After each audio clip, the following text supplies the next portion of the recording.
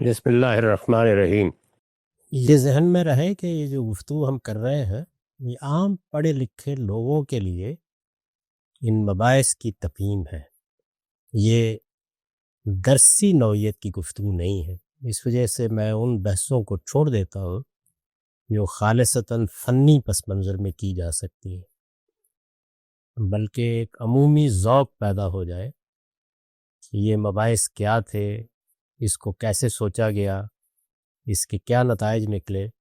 تاکہ پھر اس روشنی میں جن لوگوں کو اس سطح پر پڑھنے کا شوق ہو کہ وہ براہ راست فلسفیوں کی کتابیں پڑھیں یا ان کے استدلال کرنے کے طریقوں کو سمجھیں، ان کو کچھ سہولت ہو جائے۔ ایک مرتبہ پھر رشتہ کلام کو اپنے ذہن میں متعین کر لیجئے کہ اس دنیا کا اصل راز کیا ہے۔ اصل راز یہ ہے کہ اس میں جو چیز ہمارے مشاہدے میں آتی ہے یا جس سے ہم دوچار ہوتے ہیں وہ مادہ ہے۔ مادے میں حرکت جو بالقوہ ہزاروں قسم کے تصرفات کا ذریعہ بن جاتی ہے، اس کو ایک سادہ لفظ میں ہم یوں ادا کر سکتے ہیں کہ حیات پیدا ہو جاتی ہے، اور پھر حیات کی ایک سطح جو ہم انسانوں میں دیکھتے ہیں وہ شعور ہے۔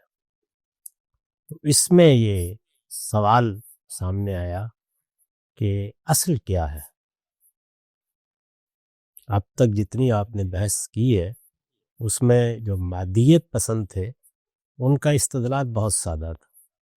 انہوں نے کہا کہ مادہ ازلی ہے، مادہ ابدی ہے، اس حقیقت سے ہم دوچار ہیں۔ اس مادے میں حیات اسی کے اجزاء یا عناصر کی تالیف سے پیدا ہوتی ہے، اور اسی کی ایک اگلی منزل شعور کا پیدا ہونا ہے۔ اس استدلال ہی کو موجودہ زمانے میں ارتقائیت پسندوں نے وہاں پہنچایا کہ اس کے پیچھے کسی ہستی کو تلاش کرنے کی بجائے اب ہم اس پوزیشن میں آ گئے ہیں کہ ہم خود حیات اور شعور تک پہنچنے کے اس سارے عمل کو دیکھ سکتے ہیں، اور وہ اربوں سال میں ایک تدریجی طریقے سے آگے بڑھا ہے۔ تو اس لیے یہ راز بھی کم و بیش سمجھ میں آ گیا ہے کہ اسی طرح سے ایک تدریجی تعامل ہے عناصر کا جو حیات کو بھی پیدا کر دیتا ہے اور شعور کو بھی پیدا کر دیتا ہے۔ تو ان کے ہاں معاملہ سادہ تھا۔ وہ کس مقام تک پہنچے، اب کس صورتحال سے دوچار ہے، وہ بحث ہم پوری کر چکے۔ اس میں ہم نے یہ دیکھا کہ دیکارت نے یہ کوشش کی کہ وہ کم سے کم یہ تعین کر سکے کہ ہمارے پاس جو موضوع ہے فلسفے کی یعنی ہے جو کائنات کو دیکھ رہا ہوں، اس کا معروضی حقائق کے ساتھ ریلیشن پیدا ہوتا ہے، تو وہ کس نوعیت کا ریلیشن ہے۔ تو اس طرح اگر آپ غور کریں تو وجود سے زیادہ علم کی بحث شروع ہو گئی، یعنی اصل میں ہم حقائق کا اس بات کیسے کر سکتے ہیں اور اس تک کیسے پہنچ سکتے ہیں۔ تو اب ہم جب اس کے بعد کانٹ کی طرف آتے ہیں تو اس کا یہ مطلب نہیں کہ بس اس کے بعد کانٹ پیدا ہوا، نہیں، اس کے اوپر بحثیں شروع ہو جاتی ہیں۔ اس دوران میں ہیوم کی تشکیک نے بہت غیر معمولی طریقے سے خود علم حاصل کرنے کے ذرائع قطیہ پانچا کر کے رکھ دیا، یہاں تک نوبت پہنچا دی کہ اصل میں ہم کسی چیز کا ادراک کر ہی نہیں پاتے، یہ تو در حقیقت یہ ارتسامات ہیں، یعنی کچھ نقوش ہیں جو ہمارے پاس آتے ہیں، ان کے مجموعے پر ہم ایک حکم لگا دیتے ہیں۔ تو اس طرح کی بہت سی بحثیں۔ اسی طرح سے خود فرانس میں جو یہ جن کو فرانسیسی قاموسی کہا جاتا ہے، ان لوگوں نے ایک خرد افروزی کی تحریک بڑے پیمانے پر شروع کر دی۔ عقل ہی سب کچھ ہے، عقل استدلالی فیصلہ کرے گی۔ اس کے مقابل میں روسو کی رومانویت نے ایک فضا پیدا کی۔ تو یہ پس منظر میں یہ ساری چیزیں اس طرح آ رہی ہیں، کیونکہ ہم ان کا جائزہ اس طرح نہیں لے رہے تفصیل کے ساتھ۔ تو اس پس منظر میں کانٹ کے سامنے جو بنیادی سوال تھا وہ یہ تھا کہ یہ چیز تو بڑی ہی ہے کہ عالم دو ہے۔ یاد ہوگا کہ افلاطون کے زمانے سے ہم اسی سے واقف ہیں۔ ارسطو نے بھی افلاطون نے دونوں عالم بیان کیے، لیکن حقیقی کون سا ہے اور کس کی حیثیت محض ایک ظل اور سائے کی ہے، وہ نوعیت دے دی اس معاملے کو۔ ارسطو نے مادی عالم کو الگ سے تسلیم کر لیا، تو کانٹ کے ہاں بھی یہ تسلیم شدہ ہے کہ مادی عالم بھی ایک عالم ہے جو ظاہری عالم ہے، اور باطنی عالم بھی موجود ہے۔ ظاہر ہے باطنی عالم وہ ہے کہ جس کو آپ روحانی عالم کہیں گے، تو یہ چیز تو بدیہی ہے، لیکن اس کا اثبات کیسے ہوگا؟ یاد ہوگا کہ آپ حضرات اس موقع کے اوپر یہ پوچھتے تھے کہ یہ انہوں نے کیسے جانا، تو عام طور پر اس کا جواب یہ ہوتا ہے کہ فکر اور تعمق سے ہمارے شعور میں یہ چیز آ جاتی ہے۔ یعنی جیسے ہی ہم اس کائنات کا جائزہ لیتے ہیں تو یہ صاف معلوم ہوتا ہے، اور خاص طور پر اپنا جائزہ لیتے ہیں کہ ہم محض مادہ نہیں ہیں، تو اس سے ہمارے ایک ذہنی عالم کا احساس پیدا ہوتا ہے، اور اس کو پھر ظاہر ہے کہ متخیلہ اور فکر اور تعمق کسی بڑے آدمی کے ذریعے سے یہ شکل دے دیتا ہے کہ اصل میں ایک آفاقی ذہن ہے جس کا ظہور انسانی شعور یا ذہن میں بھی ہوا ہے۔ یہ بات کہہ دی آپ نے، بات اچھی تھی، اور بڑی حد تک اس کو ہم کسی منطقی استدلال کی کسوٹی پر پرکھے بغیر بھی محسوس کرتے ہیں۔ تو عالم ظاہری بھی ہے، عالم باطنی بھی ہے، لیکن ظاہری عالم کے معاملے میں تو بحث زیادہ نہیں ہوتی، یعنی اس میں ہی بحث ہو جاتی ہے کہ ہمارے حواس جس عالم کا ادراک کرتے ہیں کیا عروضی حقیقت ہے، کیا ذہن نے اس کو یہ صورت دے دی ہے، وہاں پر بھی یہ بحث کی جا سکتی ہے۔ لیکن باطنی عالم وہ تو حواس کی رسائی میں آتا ہی نہیں آتا، تو اس سے پہلے جو لوگ اس کا اس بات کر رہے تھے وہ یہ اصرار کرتے تھے، اور بیکار تک یہ معاملہ ایسے ہی رہا کہ یہ عقل استدلالی ہے جو اس کو پا لیتی، یعنی عقل استدلالی کو اس کی ضرورت نہیں ہوتی کہ وہ کسی شے کا مشاہدہ کرے، وہ تو اصل میں موجود حقائق سے استنباط کر لیتی ہے کسی چیز کا۔ اچھا، اب عقل استدلالی کیا واقعتاً اس عالم کا اثبات کر سکتی ہے؟ عام طور پر یہی چیز کہی جاتی تھی کہ وہ کر سکتی ہے،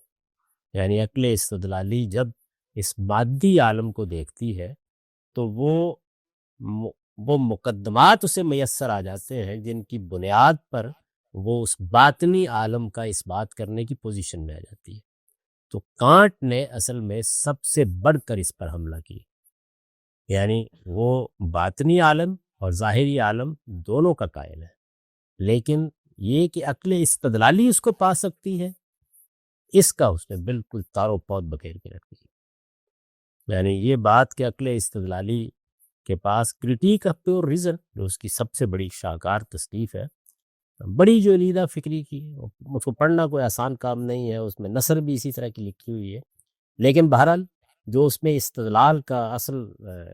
ہدف ہے وہ یہ ہے کہ عقل استدلالی، یعنی جس طرح ہمارے حواس اس سے قاصر ہیں کہ وہ باطنی عالم کو دیکھ سکے، ہم فرشتوں کو نہیں دیکھ سکتے، کوئی کہے گا دیکھ تو نہیں سکتے، جنات کو نہیں دیکھ سکتے، کوئی کہے گا تو کہے پر ہی ماننا ہوگا یا نہیں ماننا ہوگا، یعنی ہم اس کو لیبارٹری میں نہیں لا سکتے۔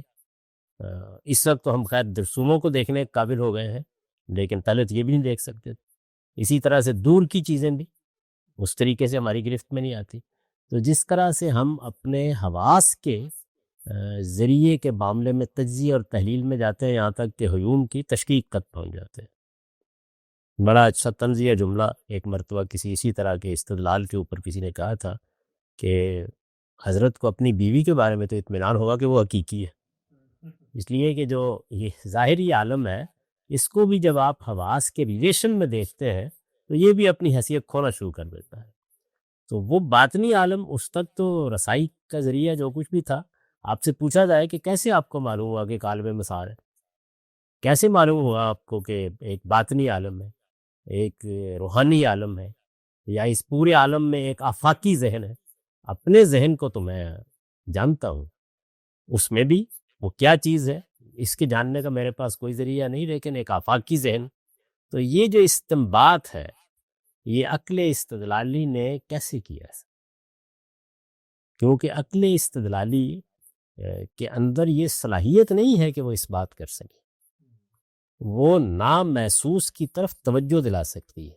نامحسوس کا احتمال پیدا کر سکتی ہے، لیکن یہ کہ وہ اس بات کرنے کے قابل بھی ہوتی ہے، وہ کبھی بھی اس بات کے قابل نہیں ہوتی، کیونکہ اس بات اگر ہو جائے تو آپ ظن و گمان سے نکل جاتے ہیں، اس کی بڑی سادہ مثال ہے کہ میں نے دھواں اٹھتا دیکھا ہے. دھواں اٹھتا دیکھا ہے تو یہ بڑا احتمال ہے کہ آگ جل رہی ہے، لیکن یہ یقینیات کی چیز نہیں. یعنی کوئی اٹھنے والا غبار بھی دھوئیں کی صورت میں نظر آ سکتا ہے. تو عقل استدلالی تو بس یہ کرے گی کہ وہ مقدمات اس کو دے دیں تو وہ گرد و پیش میں پھیلے ہوئے نظائر کا استقرا کر کے ایک احتمال پیدا کر دے گی کہ اس کا بڑا احتمال ہے کہ یوں ہو. اس کو آپ خالص مذہب میں لے آئے تو یہ بات کہ عقل استدلالی یہ تو آپ کو کہے گی کہ اس عالم میں معنویت ہے، اس کے اندر علم ہے، اس کے اندر قدرت کا ظہور ہوا ہے، یہ ایک غیر معمولی شاہکار ہے اور اس کا کوئی خالق ہونا چاہیے. ایک بالکل اس کے مقابل کا احتمال یہ بھی ہو سکتا ہے کہ یہ آپ ہی اپنا خالق. تو عقل استدلالی کیا چیزوں کا اس بات کرنے کی بھی پوزیشن میں ہے. تو یہ اصل میں کانٹ کا اصل کام تھا کہ اس نے کیا. اب اس کی زد کہاں پڑے گی؟ وہ تینوں بنیادی مقدمات جو اصل میں مذہبی ذہن کو فلسفے کے قریب لاتے تھے، یعنی یہ کہ مجھے اختیار حاصل ہے تو قدر و اختیار کا مسئلہ، یہ کہ روح جسم کا عضویاتی اظہار نہیں ہے کہ وہ موت کے ساتھ ختم ہو جائے گی، یہ باقی رہے گی. یہ ایک ایسی چیز ہے کہ جو میرے جسم سے بالکل الگ اپنی حیثیت رکھتی ہے، اور سب سے بڑھ کر ذات باری، یعنی اس کا آپ تصور جو بھی رکھیں تو تینوں کے تینوں ختم ہو گئے. یعنی عقلی استدلال کا زون توڑ دیا اس نے کہ یہ اصل میں تو کریٹیک آف پیور ریزن میں حقیقت میں یہ جو عقل کا کرنے کا کام کرنے کا طریقہ ہے اس کی بے رحمانہ تنقید ہے. اس کا بنیادی کام یہی ہے کہ یہ کبھی بھی آپ کو اس بات تک نہیں پہنچا سکتی. تو اب ظاہر ہے کہ پھر یہ سوال پیدا ہوتا ہے کہ کانٹ یہ سب کیا مذہبی مقدمات یا اس فلسفیانہ مقدمے کا کہ آفاقی ذہن ہے وہی کام کر رہا ہے، کیا اس کو اڑا دینا چاہتا ہے؟ نہیں، وہ یہ کہہ رہا ہے کہ اس تک پہنچنے کا راستہ تم نے غلط اختیار کیا. تمہارے جو شعور کی مختلف سطحیں ہیں ان میں سے عقل استدلالی ایک چیز ہے، تو تمہارے پاس ایک عقل اخلاقی بھی موجود ہے جو عملی نتائج سے چیزوں کو متعلق کرتی ہے. اسی طرح سے تمہارے پاس ایک وجدان جیسی چیز موجود ہے جو براہ راست چیزوں کا ادراک کرتی ہے اور اذعان تک پہنچ جاتی ہے. تو ان کو اختیار کرنا چاہیے تمہیں اس کے لیے. یعنی عقل استدلالی کا جو ٹول یا جو تم نے اسلحہ اختیار کیا ہے اس عالم کو فقہ کرنے کے لیے، باطنی عالم کو، یہ تو بالکل بیکار اسلحہ ہے، اس سے کچھ نہیں ہو سکتا. تو بنیادی اس کا جو معاملہ ہے، یعنی وہ مثالیت پسندی ہے، وہ ان سارے حقائق کو مانتا ہے اور بڑے اذعان کے ساتھ یہ کہتا ہے کہ فلسفے کا موضوع اصل میں وہ اوپر تاروں بھرا آسمان ہے، یعنی پوری کائنات کا تصور دلاتا ہے، اور میرا اخلاقی وجود ہے جس میں ایک اخلاقی قانون کار فرما ہے. تو یہ بالکل حقائق ہے، انہی کا فلسفے کو مطالعہ کرنا چاہیے. اسی طرح سائنس کیونکہ مادیت کے طریقے پر استدلال کرتی ہے، یعنی اس کا استدلال تجربے، شہود اور بڑی حد تک عقل استدلالی کے قریب استنباطی استدلال ہوتا ہے. تو وہ اس کو بھی کہتا ہے کہ ایاز قدر خود بشناس، تمہارا دائرہ بالکل اور ہے، تمہیں اس میں رہنا چاہیے، اور ایک فلسفی کی بصیرت کا تم مقابلہ نہیں کر سکتے. وہ فلسفی کی بصیرت جو ہے وہ گویا کہہ یہ رہا ہے کہ وہ محض استدلالی نہیں ہوتی، یعنی اس میں وہ دوسرے ذرائع استعمال کرتا ہے اور کر کے ان نتائج تک پہنچ جاتا ہے. تو گویا یوں سمجھ لیجئے کہ کانٹ کے ہاں وہی مثالیت پسندی ہے،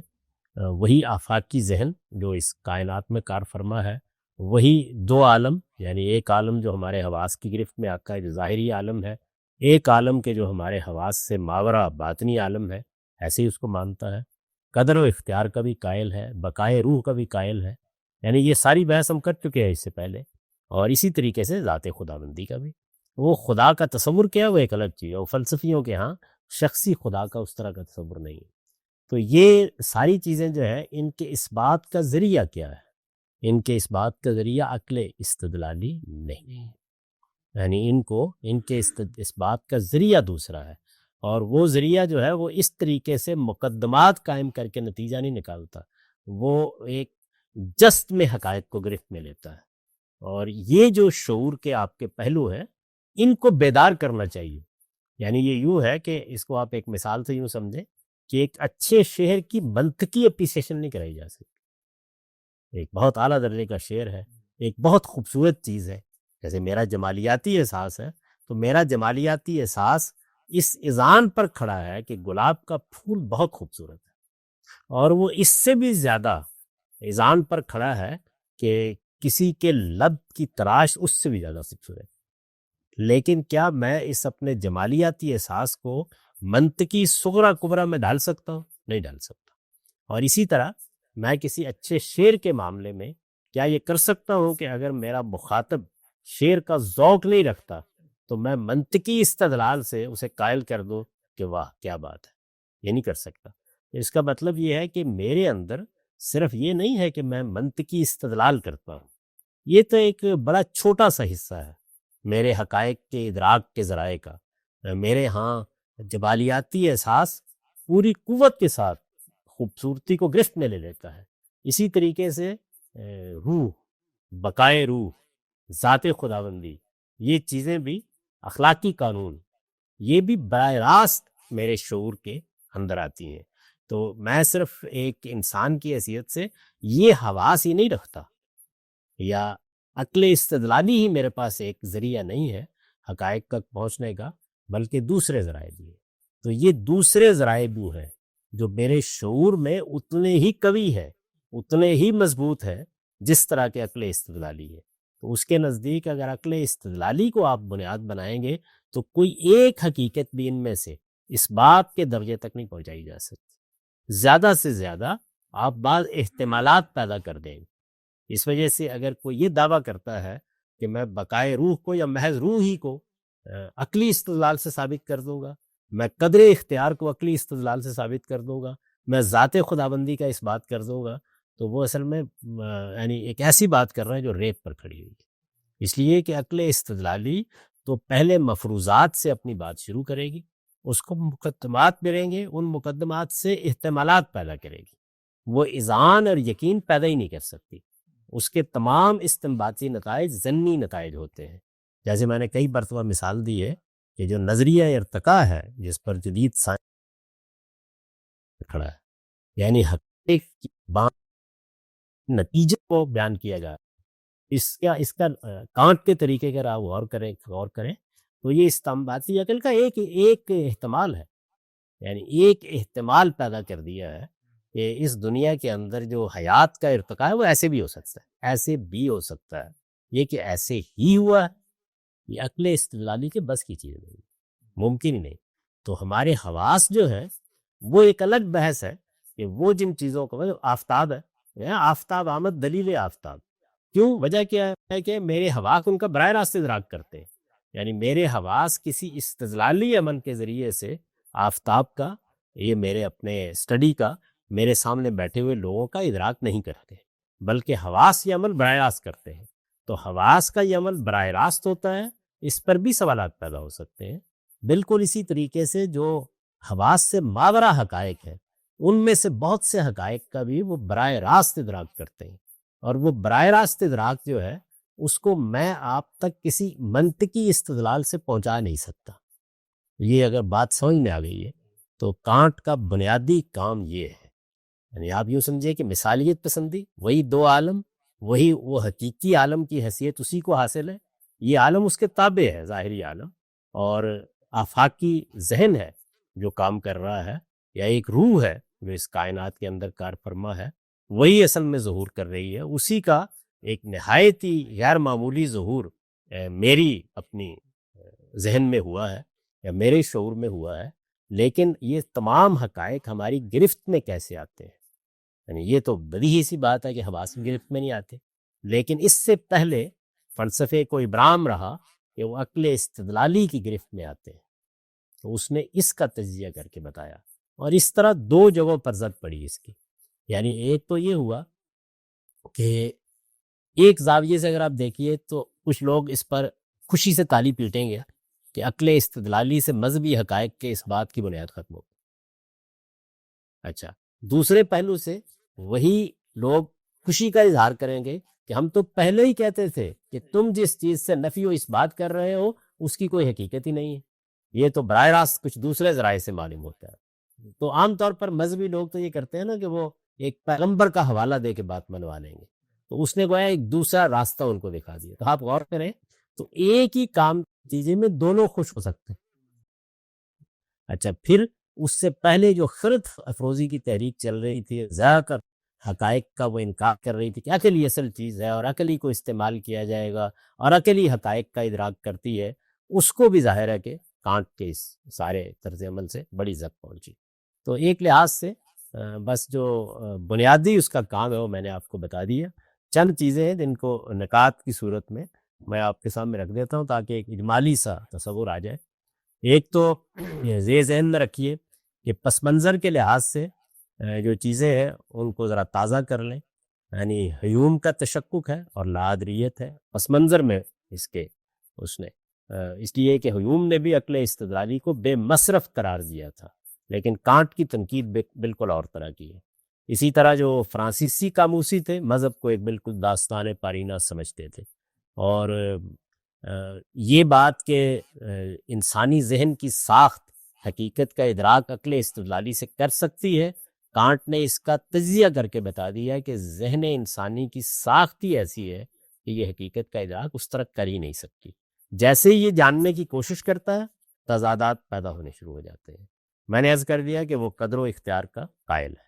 اور یہ بات بھی کہ عالم دو ہے، ایک ظاہری ہے ایک باطنی ہے۔ یہ بات کہ عقل استدلالی اس عالم تک رسائی پہ قاصر ہے، اس کا لازمی نتیجہ کیا ہے؟ وہ یہ ہے کہ معروضی علم یا معروضی حقائق کی بجائے موضوع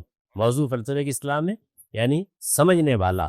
تو وہ جو ہے وہ اہم ہو گیا، آبجیکٹ اہم نہیں ہے بلکہ وہ سارا زور اس پر آ جائے گا۔ زمان و مکان جی اس کے لازمی نتیجے میں یعنی یہ ٹائم سپیس ایک ذہنی انتظام بن کے رہ جائیں گے، یعنی ان کے بارے میں بھی آپ یہ نہیں کہہ سکتے کہ یہ ہمارے ادراک میں آتے ہیں۔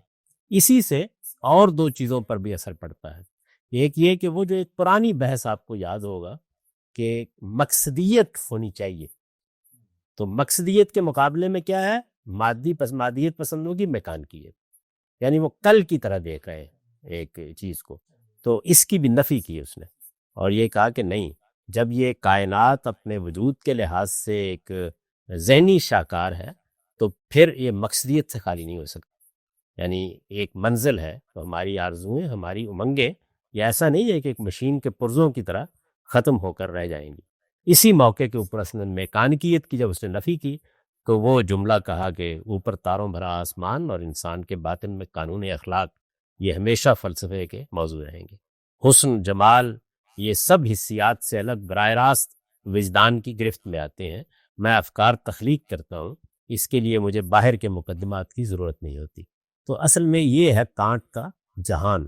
اگر آپ اس کا ادراک کر سکیں کہ وہ کس جگہ سے چیزوں کو دیکھ رہا ہے، اور بات وہی ہے جو شروع میں چلی آ رہی ہے کہ اس کائنات کے مادی وجود سے ماوراء جہان کا ادراک۔ اسی وجہ سے جتنے بھی کلامی مذاہب پیدا ہوتے ہیں، ادھر ہمارے یہاں پیدا ہوئے یا ادھر پیدا ہوئے، ان کو فلسفے سے مسئلہ نہیں ہوتا کوئی، اعلیٰ فلسفے سے، اس لیے کہ اعلیٰ فلسفہ جو ہے وہ مثالیت پسند ہے، تو وہ مادیت پسند نہیں، وہ مادیت پسندی چیلنج بنتی ہے۔ ورنہ جب آپ بقائے روح کا اس بات کر رہے ہیں، آپ وجود باری کا اس بات کر رہے ہیں، آپ ایک آفاقی ذہن کی بات کر رہے ہیں، تو تصورات الگ ہیں کہ آپ تصور کیا پیش کر رہے ہیں، لیکن اصل میں آپ وہ بات کہہ رہے ہیں جو مذہب کہتا ہے، وہ قریب رہتا ہے اس کے نتیجے میں۔ تو یہ ایک مختصر سا جائزہ ہے۔ اس کے بعد فلسفیوں میں سے ہیگل کا مطالعہ جو ہے وہ کرنا چاہیے، اور اصل میں ہیگل پر مثالیت پسندی جو ہے وہ ختم ہو گئی، یعنی اپنے عروج پر پہنچ کے ختم ہو گئی۔ اس کو جرمن مثالیت پسندی بھی کہا جاتا ہے۔ اس کے بعد پھر نئے انہی بڑے فلسفیوں نے جو ضمنی بحثیں کی تھیں اس میں سے کچھ اور چیزیں پھوٹ نکلی، یعنی تجربیت کا ایک پورا اسکول پیدا ہو گیا، لاجیکل پازیٹزم کا ایک اسکول پیدا ہو گیا، اس کے آخری نتیجے کے طور پر موجودیت اور ایگزسٹنشلزم وجود میں آ گیا۔ تو یہ اصل میں اگر آپ غور کر کے دیکھیں تو فلسفے کی ساری توادؤ کے مقابل میں یاس اور ایک خاص طرح کی غمناکی اور یا ایک جنجلاہٹ کا اظہار ہے جو اس کے بعد ہوتا رہا ہے، اصل فلسفہ یہیں ختم ہو جاتا ہے۔ سمجھنا چاہوں گی یہ جو عقل اخلاقی یا وجدان جس کو اس نے کہا ہے کہانی میں، اس کا منشا کیا ہے، اس کے پیدا ہونے کی جگہ کیا ہے؟ یہ سوال اس لیے پیدا ہوا ہے کہ آج کل اگر جبر و قدر ہے یا بقائے روح ہے یا ذات باری تعالیٰ کا وجود ہے، اس کو اگر عقل استدلالی سے جس کو نفی کرتا ہے عقل استدلال کی وجہ، اور اس کی جگہ پہ وہ قائم مقام رکھتا ہے، وہ عقل اخلاقی کو، تو یہ دونوں چیزوں کا منشا تو میرے اندر ہی ہے نا۔ فرق تو جب پیدا ہوگا اگر میں کسی ریاضت یا میرے کسی چلے کے نتیجے میں پٹان کو پیدا کروں یا عقل اخلاقی کو پیدا کروں، ورنہ تو محض دو الگ الفاظ ایک ہی چیز ہے۔ آپ کے خیال کے مطابق ایک پھول کی خوبصورتی کی اپریسیشن جو ہے وہ عقل استدلالی ہی کر رہی ہے؟ نہیں، اگر عقل وجدانی بھی کر رہی ہے یعنی عقل اخلاقی بھی کر رہی ہے تو وہ تو میں نے اس کو نام عقل اخلاقی اب دے دیا، میرے اندر ہی پائی جاتی ہے۔ تو وہ کب اس کی نفی کر رہا ہے؟ کوئی چیز باہر پائی جاتی ہے، وہ تو موضوعیت کا علمبرداری ہے، یعنی ہے تو سب کچھ میرے ہی اندر، میں ہی موضوع ہوں، میں ہی اصل میں چیزوں کو دیکھ رہا ہوں۔ تو وہ تو چونکہ مثالیت پسند ہے اس لیے باہر تو وہ جائے گا ہی نہیں، باہر تو مادے کو ایک حقیقت مان کر اور مادے ہی کو اصل مان کر تو مادیت پسند جائیں گے، میرے اندر ہی ہے۔ لیکن کیا میرے اندر صرف ایک ہی چیز ہے عقل استدلالی ہے حقائق تک پہنچنے کے لیے؟ وہ کہتا ہے کہ میرے شعور کی دنیا جو ہے وہ بڑی متنوع ہے، صرف عقل استدلالی ہی نہیں، اور بھی فیکلٹیز پائی جاتی ہیں جو حقائق کا براہ راست ادراک کر لیتی ہیں۔ جی بارے جو اس کا کانٹ ذکر کرتا ہے، تو یہ جو امام فرائی کا جو استدلالی علم کے بارے میں جو بتاتے ہیں، تو یہ وہی چیز ہے یا یہ کوئی اور چیز ہے جس کی بارے میں کانٹ کہہ رہا ہے؟ نہیں، کانٹ نے تو اصل میں چونکہ وہ ریاضیات کا ماہر ہے تو اصل میں ریاضیاتی مقولات کی مثالیں دی ہیں یہ بتانے کے لیے کہ عقل استدلالی سے ماورا بھی یقینی حقائق ہوتے ہیں۔ تو وہ مثال دیتا ہے کہ مثلا 2 اور 2 4 جو ہے یہ استدلالی چیز نہیں ہے لیکن ایک حقیقت ہے۔ تو 12 کے قریب مقولات ہے جو ریاضی کے ہیں بنیادی طور پر، اس کو مثال کے طور پر اس نے بیان کیا ہے، اور پھر یہ کہا کہ یہ پرائری نالج کی مثالیں ہیں۔ یہ بالکل اور چیز ہے، امام فرائی بالکل اور بات کہہ رہے ہیں، وہ یہ نہیں ہے، وہ تو بدیہات سے بھی پیچھے جا رہے ہیں۔ یعنی نتیجے کے لحاظ سے ڈیولزم اور اس میں فرق کیا ہوا؟ یعنی وہ ڈیولزم میں بھی انہوں نے ایڈجسٹ کیا اس کی جگہ پہ رکھ کے، یعنی بظاہر کانٹ کے ابتدائی مقدمے سے تو لگتا ہے کہ اس کی انتہا مادیت پہ ہوگی کہ بھائی جب عقل استدلالی کا دائرہ محدود ہو گیا ہے تو اب تجربے مشاہدے شہود کی بنیاد پہ یہی وہ ادھر جا ہی رہا، وہ تو کہتا ہے نہیں ہمارے پاس اور بہت سی چیزیں موجود ہیں، یعنی تجربہ اور یہ جو ہے یہ تو بس صرف مادی عالم یا معروضی جو چیزیں باہر پڑی ہوئی ہیں ان سے ریلیشن پیدا کرتا ہے اور اس سے آپ کچھ چیزیں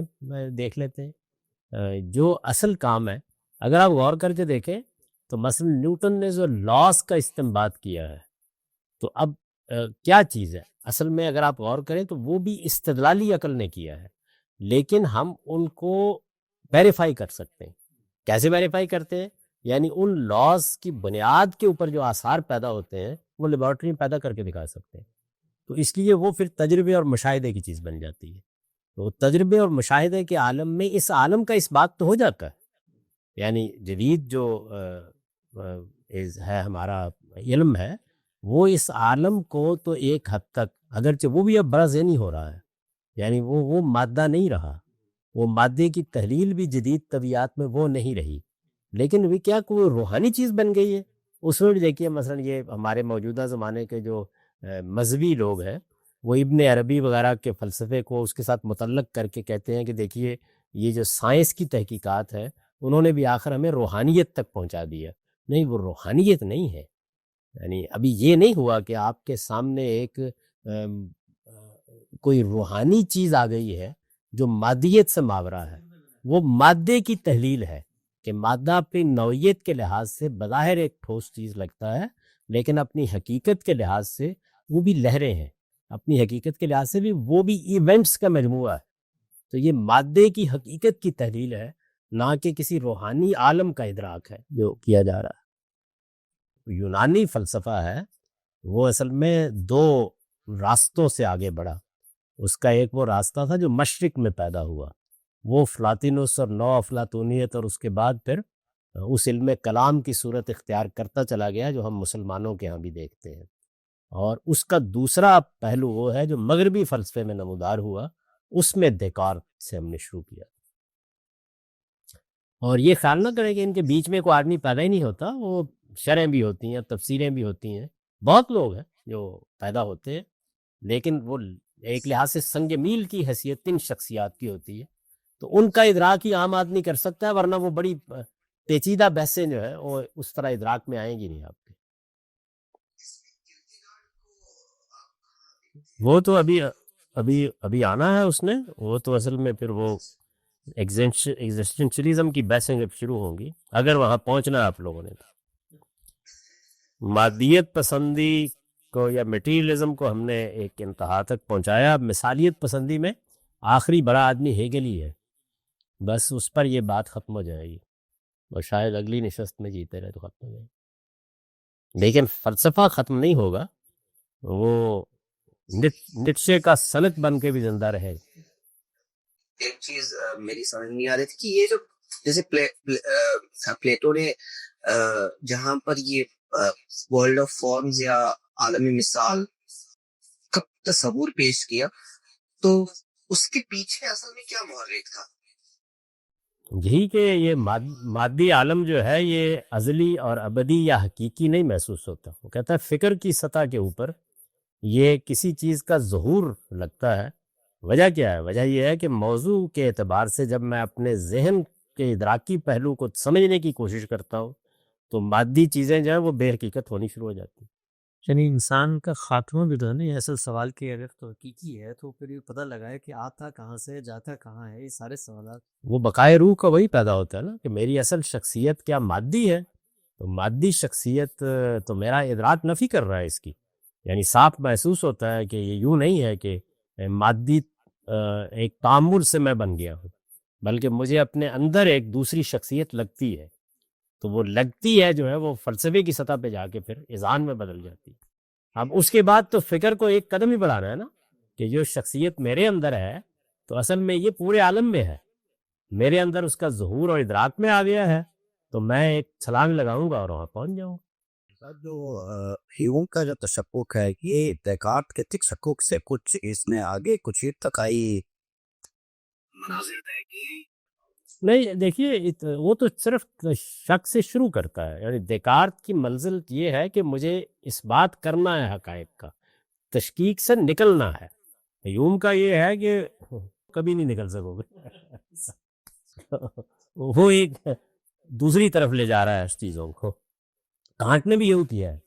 یعنی ظاہر ہے کہ حواس پر آپ تنقید کریں گے تو موجودہ عالم کے بارے میں آپ کا اذہان مجروح ہوگا، عقل استدلالی پر تنقید کریں گے تو آپ کے فکری مقدمات پہ اذہان مجروح ہوگا۔ تو اب کانٹ نے یہ تنقید کو تسلیم کر کے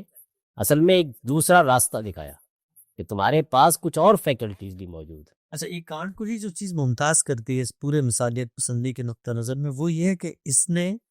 اصل مسائل سے زیادہ ان ذرائع علم پر بحث کی جن سے آپ پہنچ رہے ہیں۔ بحث کا رخ دیکارتی نے موڑ دیا تھا، یعنی وجود کی بحث کی بجائے علم کی بحث شروع ہو گئی۔